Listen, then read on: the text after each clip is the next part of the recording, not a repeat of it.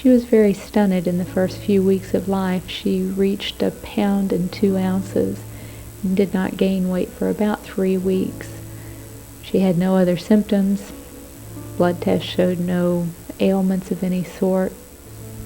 But she just failed to thrive for several weeks.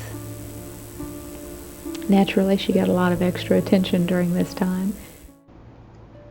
So this was Little Feather back in 1994. And we just had to say goodbye to her, so it took me a few days before I could do this video.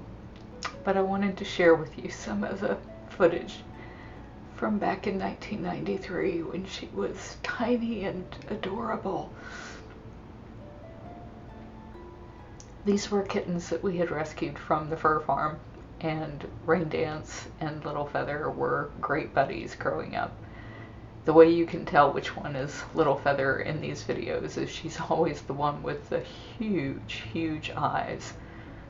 Her eyes were just so expressive and so beautiful.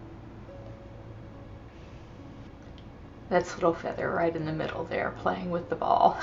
And she was just the most precious kitten, I think, ever born. She gave a lot of people great pleasure, but her entire life was spent in a cage because she had been bred at a game farm.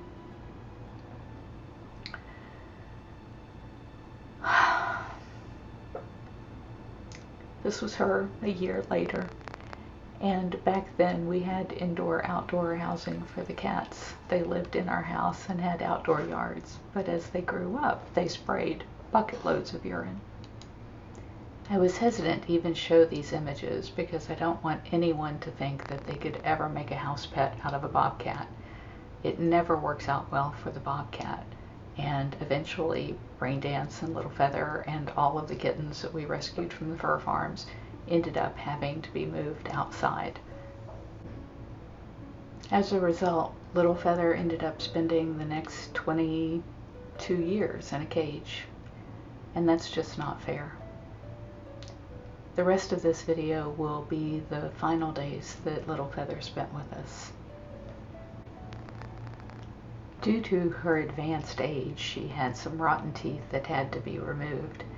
And keep in mind that bobcats usually only live to be 10 or 12 at most other places, so by this time she was like 20 years old or older as she was having these teeth removed, and unfortunately she threw a blood clot after the surgery, which left her lame. Given that she was pretty much toothless, we were able to suspend her from that harness and that blue strap, and we worked with her with laser therapy and with moving her joints for her to help her regain the use of that back leg, which eventually she did. Look at you walking. Yes, you're using that back leg. Oh, you look so good. Yes, you do. I'm so happy to see you. So happy. But this July was extremely hot, and she just could not take the heat outside.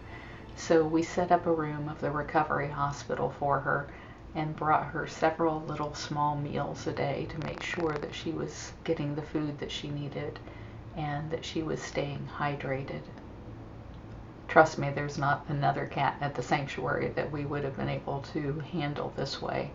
And we tried to make sure that we never made it look like she was a pet, because she definitely was not a pet. In fact, the keepers would often talk about how she, even at this advanced stage, would chase them around that cage in the center of the room, and they'd have to make a run for the door, or she'd go for their ankles. We kept a webcam on her, and people monitored around the clock. On July 5th, we saw that she was having trouble breathing, and so Dr. Justin was called in, and when he came in and saw just how much stress she was in, we immediately sedated her and took her over to the Winsong Memorial Hospital to see if there was anything that we could do for her. What he found was that she had a lot of fluids in her cavity around her lungs and heart. And so what he attempted to do was to draw some of that fluid off to help give her some relief so that she could breathe better. We used the ultrasound machine to make sure that he was hitting every pocket of fluid, and in every pocket that he was able to draw fluid off, it was full of blood and a stringy mass of tissues. So he knew that there was nothing that we were going to be able to do for her to save her life. It broke our hearts to say goodbye to Little Feather, but the time had come, and we had known for a long time that day was coming.